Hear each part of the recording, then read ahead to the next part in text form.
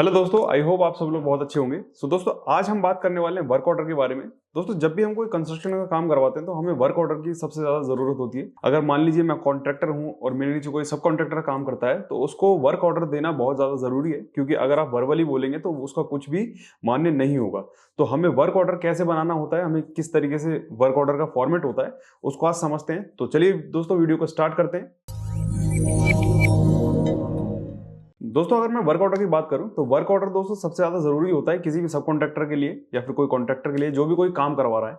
मान लीजिए मेरी कंपनी को काम मिला, इंटीरियर को अगर काम मिला है, तो मैं अगर किसी सब कॉन्ट्रैक्टर को काम देना चाहता हूं तो वो हमसे एक वर्क ऑर्डर मांगेगा कि मुझे क्या क्या काम करना है। अगर मैं वर्बली उसे समझा दूंगा कि यहाँ पर कॉन्क्रीटिंग करनी है, यहाँ पर आपको पाइलिंग का काम करना है, यहाँ पर आपको इंटीरियर का काम करना है, तो वो एक तरीके से मान्य नहीं होगा, क्योंकि वर्बली कम्युनिकेशन ठीक नहीं रहता है। जो भी चीज चाहिए होती है हमें लिखित में चाहिए होती है।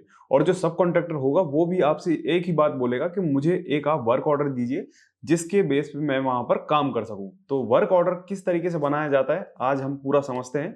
और वर्क ऑर्डर हमारे पास इसलिए जरूरी होता है क्योंकि हम दोनों के बीच में एक साझेदारी हो जाती है कि आपको मैंने इतना काम दिया था और आप इतना काम करके हमको देंगे। तो वर्क ऑर्डर देना बहुत ज्यादा जरूरी है।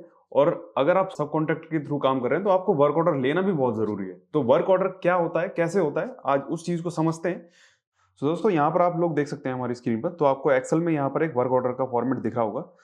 तो इसमें दोस्तों वर्क ऑर्डर में क्या है ना, आपको सारी चीजें मेंशन करनी पड़ती है कि आपकी क्या कंपनी है, वो कंपनी कहाँ पर रजिस्टर्ड है, उसका पैन नंबर क्या है, जीएसटी नंबर क्या है, वो सारी चीजें आप लोगों को यहाँ पर देखनी पड़ेगी। सो दोस्तों बात करते हैं कि इसका फॉर्मेट हम किस तरीके से बना सकते हैं। तो आप यहाँ पर लिख सकते हैं, देखिए ये आप अपना कंपनी नेम लिख दीजिएगा। आप एक तरीके से मान लीजिए कि मैं आपका कॉन्ट्रैक्टर हूँ, मुझसे कोई वर्क ऑर्डर मांग रहा है तो मैं उसको किस तरीके से वर्क ऑर्डर बना के दूंगा। तो ये आप लोग यहाँ पर देख सकते हैं, अपना कंपनी का नाम यहाँ पर लिख दीजिए। जैसे मैं यहाँ पर आपको रीइंफोर्स लिख देता हूँ, ठीक है। रीइंफोर्स मैंने यहाँ पर लिख दिया प्राइवेट लिमिटेड। मैं यहाँ पर अपना एड्रेस मेंशन कर दूंगा, यहाँ मैं साकेत लिख देता हूँ। फिर अपना फोन नंबर यहाँ पर आपको लिख देना है, मेल आईडी यहाँ पर लिख देनी है, जीएसटी नंबर दोस्तों बहुत ज्यादा जरूरी है। आप कोई भी कंस्ट्रक्शन का काम करवाते हैं तो आपको जीएसटी नंबर लेना बहुत ज्यादा जरूरी है। फिर इसके बाद आता है दोस्तों लाइसेंस नंबर कौन सा, जो आपका कॉन्ट्रैक्टर लाइसेंस है वो लाइसेंस नंबर आपको लिखना बहुत ज्यादा जरूरी है, क्योंकि इसी के बेस पर आगे की सारी चीजें आपको देनी होगी। क्योंकि लाइसेंस अगर आपके पास नहीं होगा तो आप ना तो काम ले सकते हैं और ना काम किसी को दे सकते हैं। तो आपका कॉन्ट्रैक्टर लाइसेंस होना बहुत ज्यादा जरूरी है। अगर आपको नहीं पता कि कॉन्ट्रैक्टर लाइसेंस किस तरीके से बनता है तो आप मेरी पुरानी वीडियोस में जाकर देख सकते हैं कि कॉन्ट्रैक्टर लाइसेंस किस तरीके से बनाया जाता है, किस तरीके से बनवाया जाता है, किस तरीके से रजिस्ट्रेशन की जाती है। तो उसमें आप लोग सारा लाइसेंस के बारे में देख सकते हैं कि आपका कॉन्ट्रैक्टर लाइसेंस किस तरीके से बनता है। दोस्तों अगर आप लोग भी अपने करियर को बूस्ट करना चाहते हैं तो हमारे सीपीएल पैकेज को आप लोग खरीद सकते हैं, जिसमें आप लोगों को building, road, highway, bridge, metro projects, OST tank और भी बहुत सारे सॉफ्टवेयर आप लोगों को मिल जाएंगे। तो जल्दी से जल्दी हमारे रीइंफोर्स की एप्लीकेशन को डाउनलोड कीजिए और estimation, quantity surveying, site execution, ये सारी चीजें आप हमारे सीपीएल पैकेज में खरीद सकते हैं। और अभी तक का सबसे बड़ा ऑफर जो आपका होली पर आने वाला है उसका लाभ भी दोस्तों आप उठा सकते हैं। तो हमारे रीइंफोर्स के जो एप्लीकेशन है गूगल प्ले स्टोर पे और हमारे एप्पल स्टोर पे आप लोग उसको डाउनलोड कर लीजिए और सारा कंटेंट आप एक बार देख लीजिए। दोस्तों सबसे बड़ा ऑफर होली पर आने वाला है, तो इस मौके का दोस्तों लाभ उठाइए।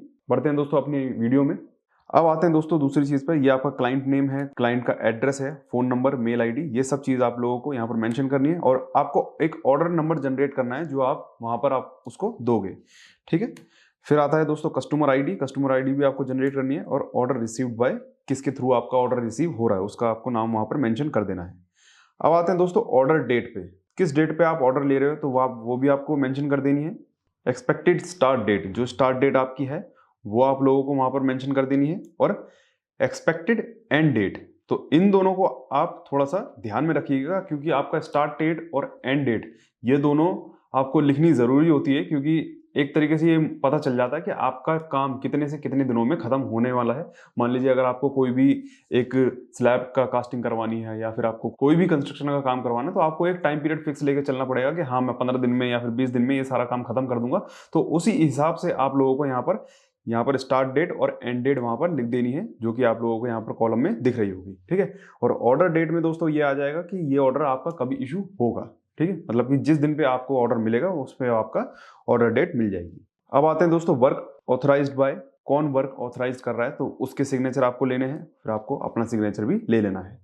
अब आते हैं दोस्तों वर्क डिस्क्रिप्शन में। वर्क डिस्क्रिप्शन दोस्तों बहुत ज़्यादा ज़रूरी होती है। वर्क डिस्क्रिप्शन में जो जो काम आपको करना है वहाँ पर, वो सारी चीज़ें आप लोगों को वहाँ पर लिख देनी है। देखिए यहाँ पर क्या है ना, ये जो वर्क डिस्क्रिप्शन है ये थोड़ी सी आप लोगों को छोटी लग रही होगी। वर्क डिस्क्रिप्शन के जो कॉलम होते हैं ना वो दोस्तों बहुत ही बड़े बड़े होते हैं, क्योंकि मान लीजिए छोटा काम करवाना है तो आपको थोड़ी बहुत एक दो लाइन में वहाँ पर सबमिट हो जाता है। बट आपके क्या है ना, वर्क ऑर्डर ज़्यादा बड़ा है तो आपके वर्क डिस्क्रिप्शन भी ज़्यादा होगी। तो उसमें आप लोगों को यहाँ पर देख लेना, जो भी आपका वर्क का डिस्क्रिप्शन है, मतलब कि आपको जो जो काम करवाना है वो चीज़ें आप लिख सकते हैं। जैसे अगर मैं एग्जांपल के तौर पे, अगर मान लीजिए एक रूम है, रूम में आपको फॉल सीलिंग का काम करवाना है, तो फॉल सीलिंग का काम आपको करवाना है तो यहाँ पर आपको लोगों को वर्क डिस्क्रिप्शन लिख देना है कि आपको इतने बाय इतने की फॉल सीलिंग का काम आपको करवाना है, और कौन से पैनल लगाने हैं, कौन सी क्लिप लगानी है, कौन से जो जितने भी आपको मटेरियल लगते हैं वो आप लोग यहाँ पर शो कर सकते हैं।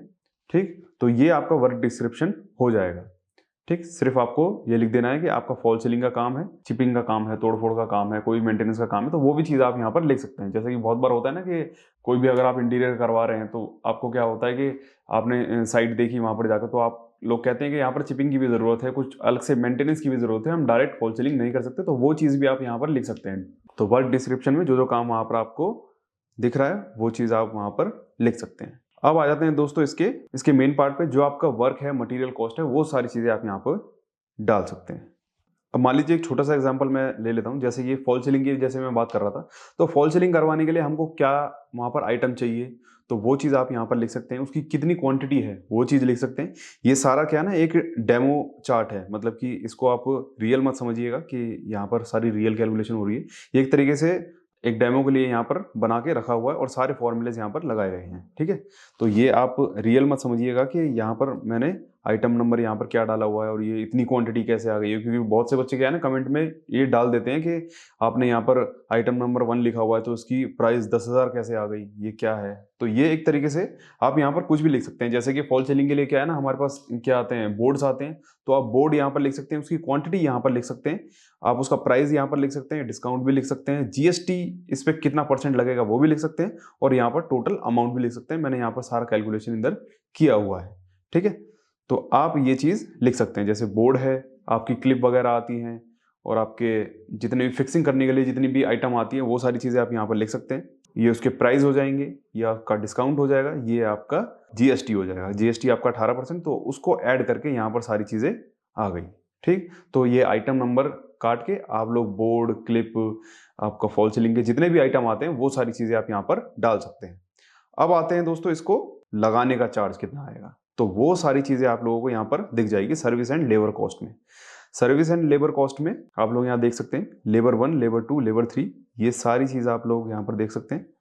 तो इसमें भी सेम चीज़ यहाँ आ जाएगी, ये क्वांटिटीज़ यहाँ पर आ जाएगी, और प्राइस इनके जितने भी प्राइस है, जैसे कि आप मान लीजिए फॉल सीलिंग के लिए कोई टेक्निकल आ रहा है, या फिर मान लीजिए उसमें लाइटिंग लगाने के लिए कोई आ रहा है, तो वहाँ पर आप लोग लेबर 1, लेबर 2 यहाँ पर लिख सकते हैं। जैसे कि फॉल सीलिंग लगाने के लिए लेबर, उसमें इलेक्ट्रिक की फिटिंग के लिए भी लेबर आते हैं, अगर कुछ भी काटना कूटना हुआ तो उसके लिए भी अलग से आप लेबर ले सकते हैं। तो उसकी क्वांटिटीज़ यहाँ पर आप दे सकते हैं, उसकी प्राइस यहाँ पर आप लोग दे सकते हैं, डिस्काउंट आप यहाँ पर देख सकते हैं, और 5% उसका लेबर चार्ज यहाँ पर ले सकते हैं।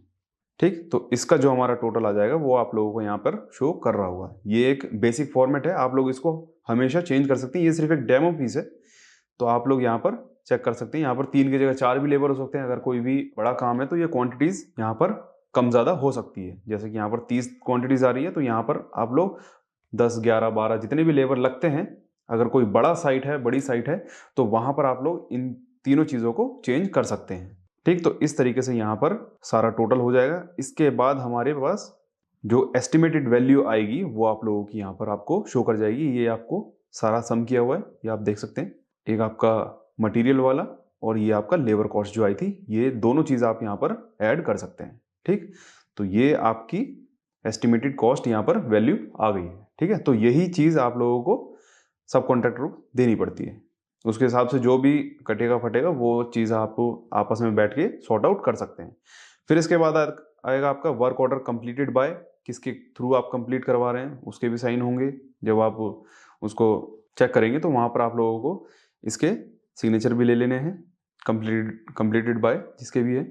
फिर आपका डेट ऑफ अप्रूवल, जिस दिन पे आपको अप्रूव हुआ है उसका डेट डाल देना है, क्लाइंट का नेम, टाइटल, ये सब चीज़ें भी डाल सकते हैं। फिर आपको अपनी कंपनी की सील और जो आपके डायरेक्टर हैं उनकी सिग्नेचर वहाँ पर लगेगी, या फिर आपका कोई भी काम करवा रहा है जो भी आपका रिस्पॉन्सिबल मैनेजर है वो आप यहाँ पर उसके सिग्नेचर और सील यहाँ पर लगा सकते हैं। फिर दोस्तों एडिशनल कमेंट में जो भी चीज़ आप इसको एक तरीके से खाली छोड़ा जाता है कि इसमें आप कुछ भी अलग से चीज़ें लिख सकते हैं, जैसे कुछ भी वहाँ पर मान लीजिए आपसे कुछ भी छूट गया है तो वो चीज़ आप लिख सकते हैं। जैसे रिमार्क में हम सारी चीज़ें लिख सकते हैं तो वैसे ही आप लोग एडिशनल कमेंट्स में वहाँ पर लिख सकते हैं। तो ये था दोस्तों आप लोगों के लिए वर्क ऑर्डर का फॉर्मेट। इस वर्क ऑर्डर को आप अच्छे से रिवाइज कीजिएगा जब भी आपको कोई भी वर्क ऑर्डर देना हो, लेना हो, ठीक है।